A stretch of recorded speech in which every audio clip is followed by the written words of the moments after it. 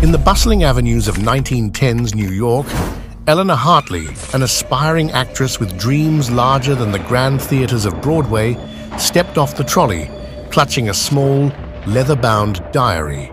Her hazel eyes sparkled with anticipation and nervousness. This was her first audition in the big city, a chance to break into the budding world of film.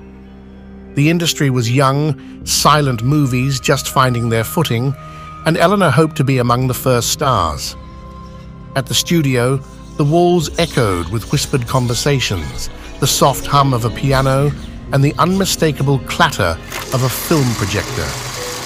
Eleanor took a deep breath and walked into the casting room.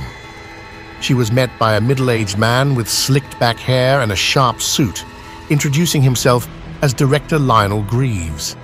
His eyes scrutinized her from head to toe, making Eleanor squirm. After her audition, which she felt went splendidly, Greaves approached her with a proposal that made her heart race. "You have undeniable talent, my dear," he began, his voice dripping with feigned sweetness.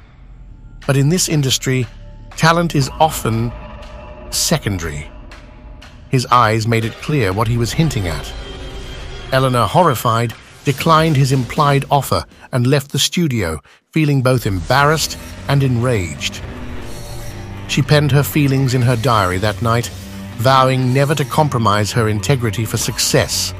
However, as the months went by and auditions turned into dead ends, whispers about the so-called casting couch grew louder and more frequent. Eleanor discovered that many of her peers had accepted such unsavory deals, leading to rapid ascensions to stardom.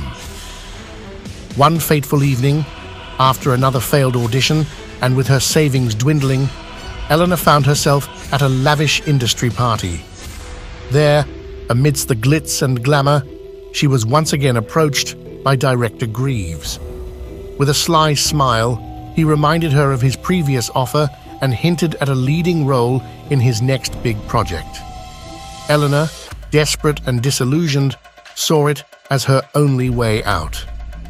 She decided to accept Greaves's proposition, hoping it would be her ticket to fame. But the cost was far greater than she could have imagined. The once bright-eyed actress found herself trapped in a web of exploitation, her every move controlled by those who had promised her the world. One cold winter night, Eleanor's diary, filled with her raw emotions and experiences, was discovered abandoned on the Brooklyn Bridge. The last entry read, "In this silent world, my screams are the loudest, but no one can hear me." Eleanor Hartley vanished, leaving behind only the haunting tales of a young woman who paid the ultimate price for her dreams.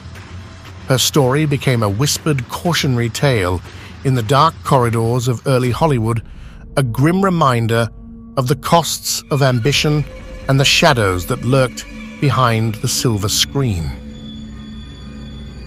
Now, before we move on to our next story, please be sure to like this video and subscribe to our channel. We'll be honored to have you join our community. And now, we turn to the tragic story of Shirley Temple. With her radiant smile and unmistakable ringlets, Shirley Temple stands as an iconic figure of Hollywood's golden age. As a celebrated child star, she captivated audiences in the 1930s with her spirited performances. However, despite her on-screen persona, Temple wasn't insulated from the darker sides of the entertainment industry. In her autobiography, Child Star, Temple shed light on uncomfortable situations she encountered in Hollywood. For instance, she detailed an unsettling incident with MGM producer Arthur Freed, who inappropriately exposed himself to her during a meeting. Her instinctive response was to laugh, which seemed to infuriate Freed. After the incident, Temple's mother, always a fierce advocate for her daughter's welfare, voiced her concerns to studio head Louis B. Mayer, only to be met with indifference. Another distressing experience involved producer David O. Selznick. As Temple entered her teenage years, Selznick allegedly made an unsolicited advance, which she promptly rebuffed. While Temple's high profile and her parents' vigilance provided some shield against exploitation, Her experiences underscore the pervasive nature of the casting couch culture in Hollywood, a system where roles were sometimes promised in return for sexual favors. This dark underbelly of the entertainment world has come to the forefront in recent years, especially with the rise of the Me Too movement, revealing that even the brightest stars weren't always safe from the industry's predatory practices. For our next story, we turn to the iconic Louise Brooks. Celebrated for her silent film roles and her unforgettable bobbed hairstyle, Brooks grappled with the harsh realities of Hollywood's exploitative dynamics, particularly the notorious casting couch. Among the most direct accounts of Brooks's encounters with the casting couch was her experience with producer Walter Wanger. He allegedly presented her with a quid pro quo offer, a role in a film in return for sexual favors. When Brooks refused, she found herself professionally sidelined by Wanger, which exemplified the kind of power these producers wielded over actresses' careers. In her autobiography, Lulu in Hollywood, Brooks didn't shy away from revealing some of the unspoken and uncomfortable truths about the film industry. While she didn't provide an exhaustive list of her challenges regarding the casting couch, the undertones in her writings suggest an environment rife with exploitation and expectations of sexual favors and casual orgies for career advancement. One of Brooks's most significant decisions was to leave Hollywood for Europe in the late 1920s. While multiple factors contributed to this move, it can be inferred that the oppressive atmosphere and the casting couch culture in Hollywood played a role. In Europe, especially in German cinema, Brooks found roles that allowed her to showcase her talent without the looming shadow of exploitation. Later in life, through various interviews, Brooks provided more insights into her time in Hollywood. She spoke, albeit indirectly at times, about the pervasive casting couch culture and the challenges it posed for young actresses eager to make their mark but unwilling to compromise their integrity. The disgusting influence of the casting couch was not limited to women. Men were victims as well, which brings us to the tragic tale of Tab Hunter. With his blonde hair, blue eyes, and all-American good looks, Tab Hunter became an iconic heartthrob of the 1950s. As a young and handsome actor, Tab Hunter quickly caught the attention of elite Hollywood producers and directors. His looks, however, made him a prime target for advances from influential figures, both male and female, within the industry. Unlike many of his contemporaries, Hunter had an added layer of complexity in navigating Hollywood. He was gay. During a time when homosexuality was not only taboo, but also criminalized in many parts of the US, Hunter had to lead a double life. This duality made him more vulnerable to exploitation, as the threat of outing was a potent tool in the hands of those who wished to wield power over him. To maintain Hunter's image as the quintessential male lead and deflect any rumors about his sexuality, studios often orchestrated publicity stunts, including romances with up-and-coming actresses. These manufactured relationships, meant to protect and promote Hunter's career, also highlighted the lengths to which studios would go to manipulate their stars. Throughout his career, whispers about Hunter's personal life persisted. In an industry rife with gossip, the mere hint of a scandal could end a career, making the casting couch and the power dynamics associated with it even more threatening. Hunter, with his secret life, was in a precarious position. Tab Hunter eventually distanced himself from Hollywood, finding success in other ventures and living a more authentic life. In his later years, he opened up about his experiences, shedding light on the challenges he faced as a gay actor in mid-century Hollywood. His 2005 autobiography, Tab Hunter Confidential, delved deep into these struggles, painting a vivid picture of an industry that was both a dream maker and a harsh taskmaster. For our next story, we turn to Thelma Todd, often dubbed the Ice Cream Blonde. Todd was a prominent actress during the late silent and early sound film eras, known for her comedic roles and stunning beauty. However, behind the laughter and her luminous on-screen presence, Todd faced several challenges in Hollywood, including the industry's casting couch culture, which may have led to her untimely end.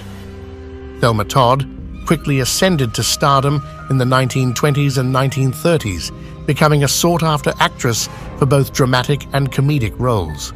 Her quick rise exposed her to the realities of Hollywood, where roles and opportunities sometimes came with strings attached in the form of unwanted advances from powerful men in the industry. While specific accounts of Todd's encounters with the casting couch are scarce, the nature of Hollywood during her era suggests that she, like many of her contemporaries, would have had to navigate its murky waters. Thelma Todd's tragic and untimely death in 1935 remains one of Hollywood's most enduring mysteries. Found unalived in her car from carbon monoxide, the circumstances of her passing led to widespread speculation. While her passing is often attributed to accidental causes, some insiders within the industry began to talk about this accident as a form of retribution by a powerful figure whose advances Todd rejected. This was the world of the early 20s and 30s, where a slight disrespect could end up costing you your life. From one blonde to another, we now turn to the tragic story of Jean Harlow. Famously dubbed the original blonde bombshell, Jean Harlow remains one of early Hollywood's most luminous stars. Her platinum locks and compelling screen aura made her an icon, but behind this dazzling exterior, Harlow's journey was riddled with challenges. One of the most ominous shadows cast on her early career was the casting couch, a dark practice she was regrettably introduced to by her stepfather, Marino Bello. Jean Harlow's entry into the film industry was fraught from the start. Her stepfather, Marino Bello, who harbored his own ambitions of making it big in Hollywood, saw in Jean an opportunity to realize those dreams. It's rumored that Bello, with a blend of persuasion and manipulation, introduced his stepdaughter to influential figures, some of whom embodied the casting couch culture, trading roles for personal favors. In Harlow's time, the iron grip of the studio system reigned supreme. At MGM, where Harlow's star shone brightest, the studio's executives didn't just dictate roles. They also intrusively managed personal lives, relationships, and public personas. Such was the power of MGM executives at the time that newly signed actresses would often be expected to partake in grotesque orgies, details of which we cannot share on this video. In such an environment, the lines between personal autonomy and professional obligations were murky, making young actresses like Harlow vulnerable to exploitation. Harlow's on-screen persona, one of sensuality and allure, was both an asset and a curse. While it ensured her box office success, it also meant she faced a particular set of off-screen expectations. This image, when combined with the casting couch's sinister implications, subjected Harlow to an intensified level of personal and professional pressure.